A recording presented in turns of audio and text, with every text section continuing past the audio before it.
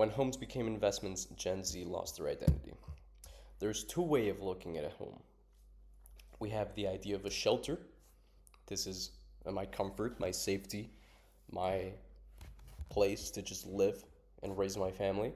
Or there's the second option, which is, oh, this is an income producer, right?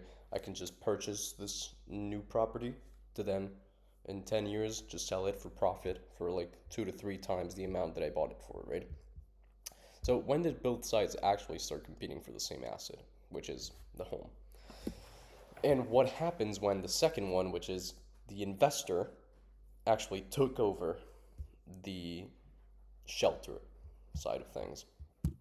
So before 1970s, we have to think about a car and a home somewhat similar, meaning that we know that a car, when it leaves its parking lot after you've purchased it, it immediately, the same minute, loses 20-30% of its value, right? And a home was somewhat similar, maybe not to the extent of 20 to 30%, but a home was still expected to depreciate against income over a long period of time. Jump to 1970s till now, and there was a big shift because cars stayed the exact same, meaning, like I said, leave parking lot, lose 20-30%. You're never going to buy a car and then lose it 10 years from now and just sell it for profit. That's just not going to happen. But a shelter started being thought of primarily as an investment, right? People that had first properties already paid off, well, I'll just buy a second property. I'll buy a third. I'll buy a fourth, you know? The formula behind it was that governments started encouraging it because banks saw profit, meaning that everybody was happy. So what did that mean? Opportunity for the working class 1970s America, or 1970s whole world, really. These people just went out, like I said, buy 1, 2, 3 properties. Oh, I'll buy this property for my children. Oh, I'll buy this property for my granddaughter someday, something like that. Because it was an opportunity. Because all of a sudden, houses became profitable, and houses just started going up in value, and up, up, up, up, right? So it was incredibly beneficial short term, but negative long term. So the buyers versus the market.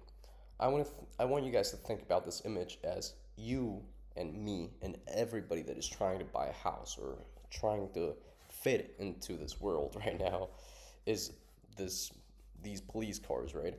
And we're all chasing this car, meaning that this car is the economy and the rising prices, and we are kind of just chasing constantly all the time.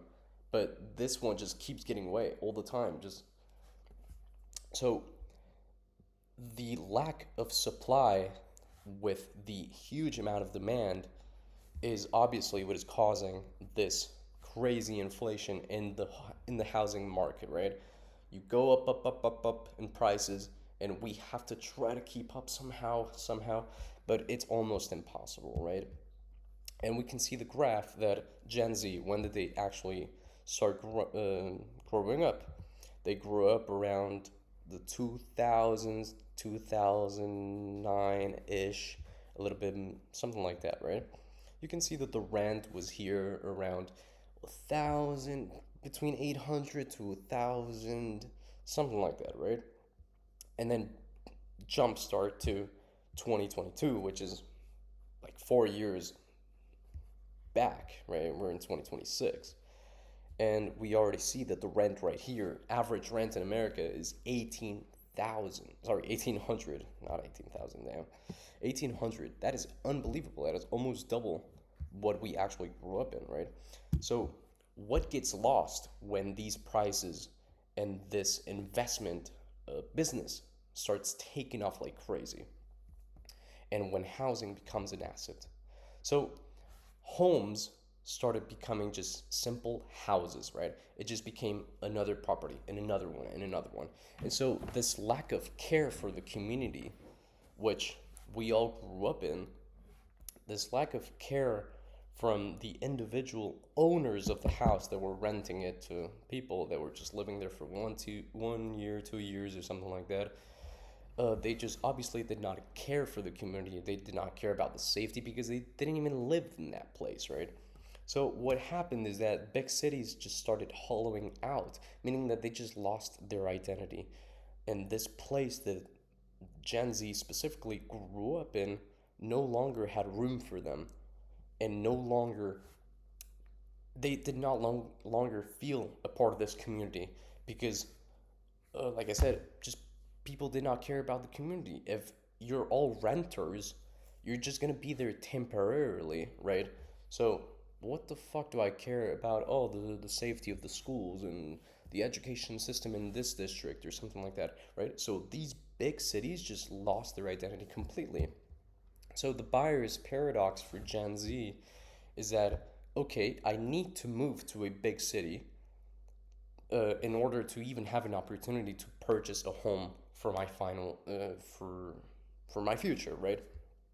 But it is so overly saturated that you see right here that the rents in big cities in all over Europe and even in America are just unbelievable compared to the actual average salary that an intern or just a rookie basically will have, right?